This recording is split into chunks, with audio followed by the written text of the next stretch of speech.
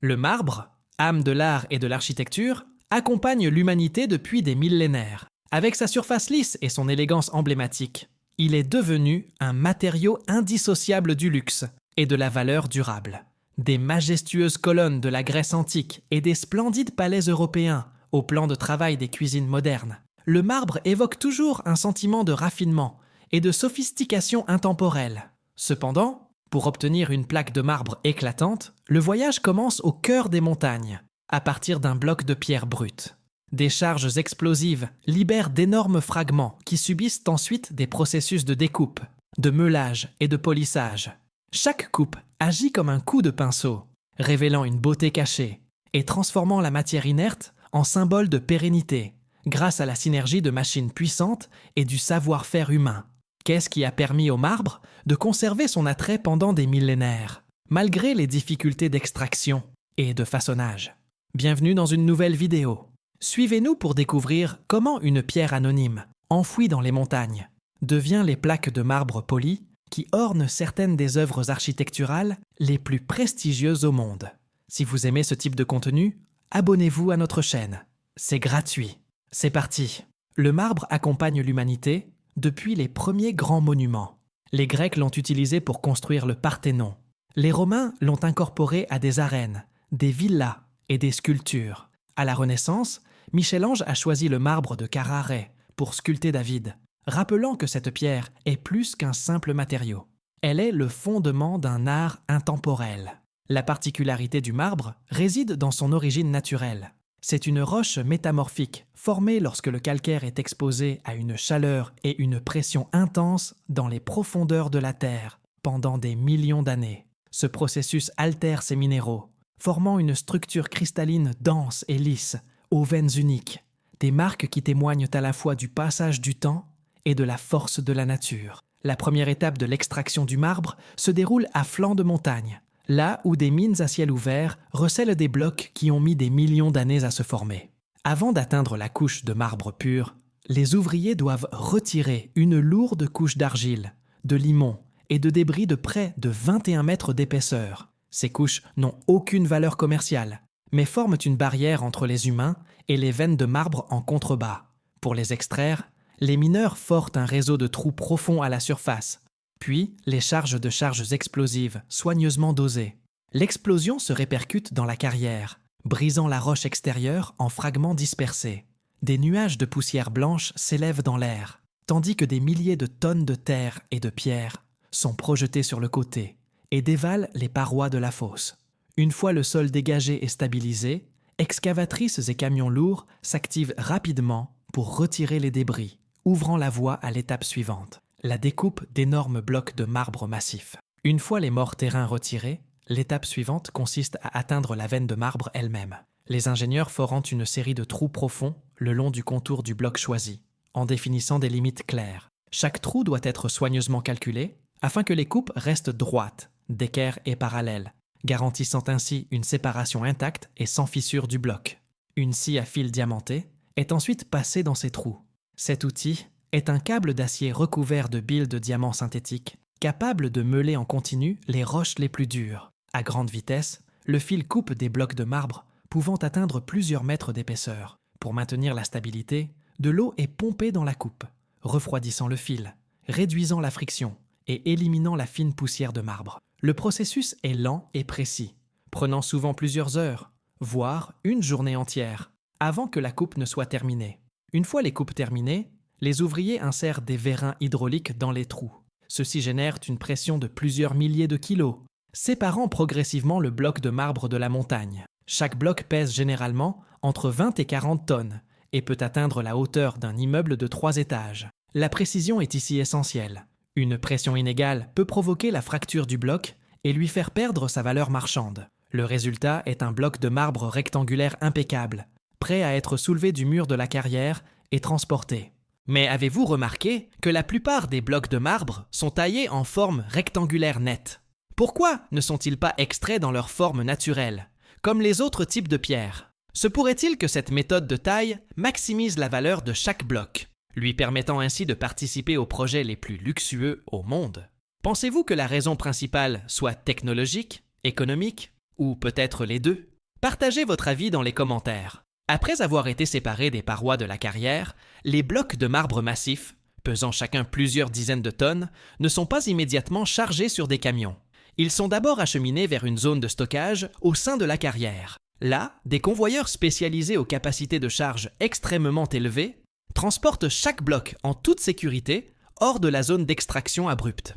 Cette étape garantit que la pierre est collectée en toute sécurité, ce qui optimise le processus de chargement ultérieur. Sur la zone de stockage, de lourdes grues sur chenilles soulèvent les blocs du sol. Chaque bloc est soigneusement arrimé avec des chaînes en acier et des sangles d'ancrage pour éviter tout mouvement pendant le levage. Une fois stabilisé, le bloc est placé sur une grande remorque à essieux multiples. Ces véhicules sont conçus pour répartir uniformément le poids sur plusieurs roues et sont suffisamment robustes pour supporter la masse de 20 à 40 tonnes de chaque bloc de marbre. Ce n'est qu'après les derniers contrôles de sécurité que le convoi démarre. Le voyage est lent et précis, serpentant sur des routes de montagne, avant d'être finalement livré à l'usine de sciage, où les blocs commenceront leur transformation en pierres raffinées. À leur arrivée à l'usine, les blocs de marbre massif sont placés sur des bancs de sciage et solidement fixés à l'aide de cadres en acier et de pinces hydrauliques. Une scie à cadre, une machine imposante capable de manipuler des blocs pesant jusqu'à 40 tonnes, se met en marche. Le système est équipé de dizaines de lames parallèles, imprégnées d'abrasifs industriels, qui se déplacent d'avant en arrière à une vitesse constante. Une à une, les lames descendent progressivement, coupant simultanément le bloc, dont l'épaisseur peut atteindre 1,8 à 2,4 mètres. Les blocs étant déjà équarris en carrière, ce procédé de sciage longitudinal est très efficace, minimisant les déchets et maximisant le nombre de dalles pouvant être obtenues. Tout au long de l'opération, des centaines de litres d'eau par heure sont pompés sur les lames pour les refroidir, réduire la friction et éliminer la fine boue de marbre blanc des coupes. Sans cette eau, la chaleur de friction pourrait déformer les lames, bloquer la machine, voire fracturer le marbre, entraînant des pertes coûteuses. Le système de pompage est soigneusement conçu pour répartir l'eau uniformément sur la surface, assurant ainsi le bon fonctionnement des scies pendant de nombreuses heures. Une seule coupe peut prendre entre 12 et 20 heures, selon la taille et la dureté du bloc. Une fois la découpe terminée, les ouvriers se retrouvent face à des dizaines, voire des centaines, de plaques de marbre, chacune d'environ 7 à 10 cm d'épaisseur et pesant plusieurs centaines de kilos. Chaque plaque est numérotée et soigneusement empilée. Celles qui présentent des fissures naturelles sont éliminées, tandis que celles qui sont impeccables sont conservées pour l'étape suivante, le meulage et le polissage. C'est à ce moment que le marbre commence à révéler ses veines et ses couleurs éclatantes, ces mêmes qualités qui déterminent la valeur commerciale de chaque plaque. Une fois les dalles de marbre découpées, leur surface est encore rugueuse, terne et recouverte de poussière de pierre. À l'usine, chaque dalle, pesant souvent plusieurs centaines de kilos, est soulevée sur la chaîne de production par des bras robotisés spécialisés. Ces machines utilisent des ventouses qui maintiennent fermement la dalle, permettant ainsi de la déplacer sans la rayer ni la fissurer. Sur la ligne, les dalles passent par un système de ponçage automatisé équipé de plusieurs têtes rotatives. Chaque tête est équipée de disques de granulométrie variable, allant du grossier à l'ultra fin. Cette séquence est essentielle. Les gros grains égalisent la surface, tandis que les grains de plus en plus fins éliminent les rayures laissées par l'étape précédente, affinant ainsi progressivement la finition jusqu'à obtenir un lissage uniforme. Tout au long de ce processus, un flux d'eau constant refroidit les disques de ponçage, évitant ainsi toute surchauffe et l'élimination de la boue de marbre produite à chaque passage. La surface est ainsi exempte de brunissage et de rayures, garantissant une qualité constante. En général, une dalle subit au moins 7 ou 8 étapes de ponçage avant de passer au polissage avec des composés spéciaux.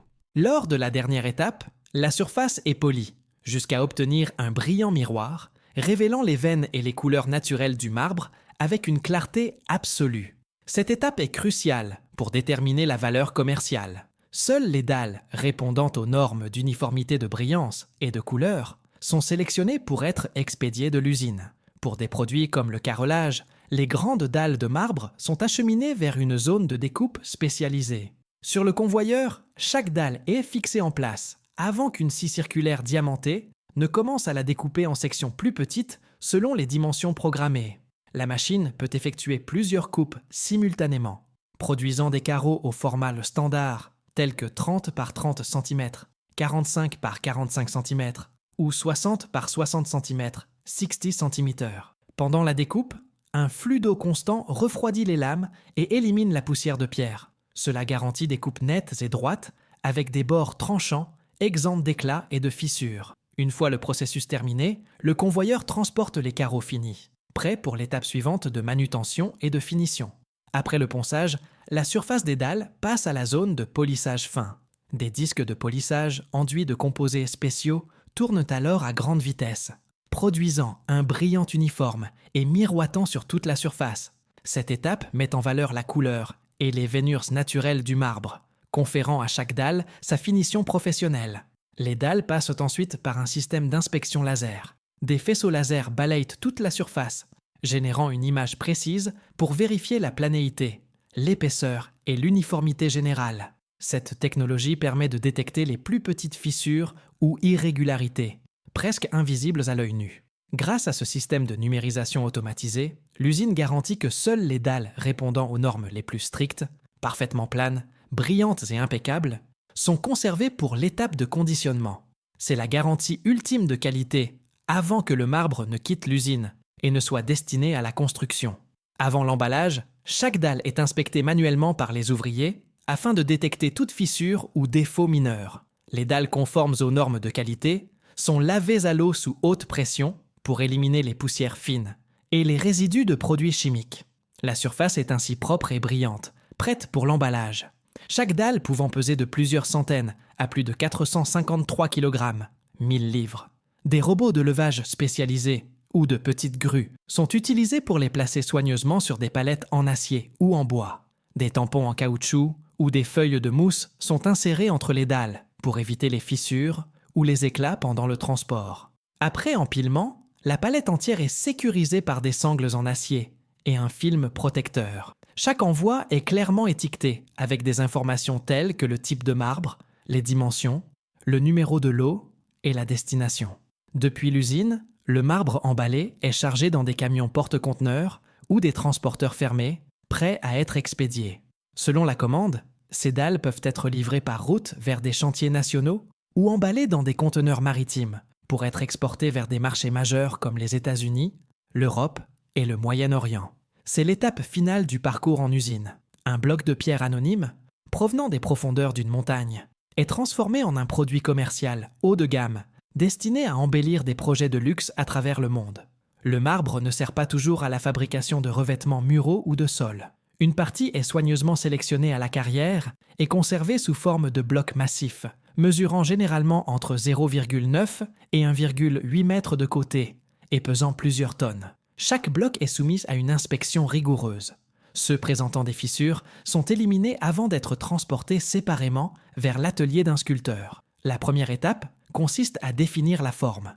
Le sculpteur travaille à partir de croquis ou de maquettes en cire, puis trace des marques directement sur la pierre à la craie.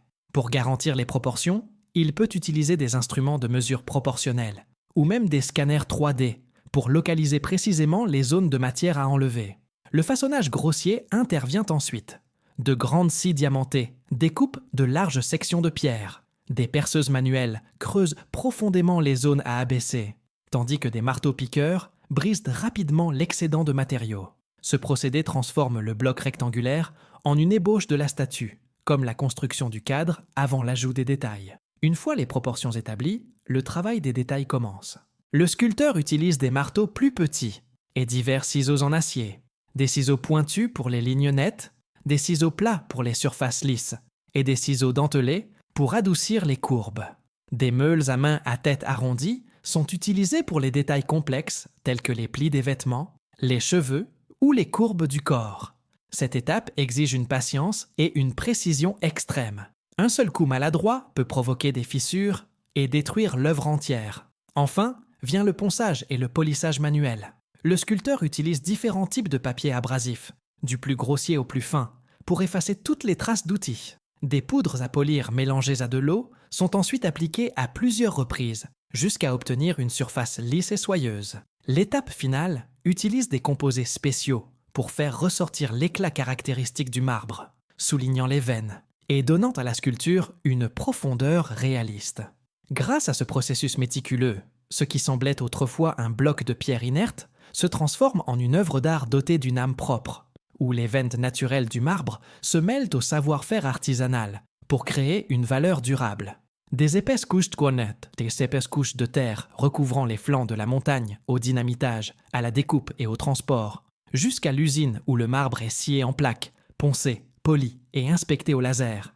La pierre a déjà entrepris un long et méticuleux voyage.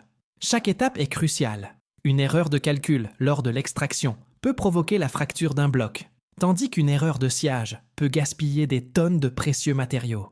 Ce voyage nous rappelle que derrière chaque plaque brillante se cachent non seulement des millions d'années de transformation géologique, mais aussi des semaines de travail humain et de technologie de pointe. Alors, tout au long de ce processus, qu'est-ce qui vous a le plus impressionné? La force brute avec laquelle le marbre est séparé de la montagne, ou la subtilité artistique révélée lorsque ses veines naturelles sont polies pour un éclat radieux? Nous sommes arrivés à la fin de cette vidéo. Laissez un commentaire, aimez la vidéo, abonnez-vous et activez la cloche pour profiter de futures vidéos comme celle-ci. À bientôt!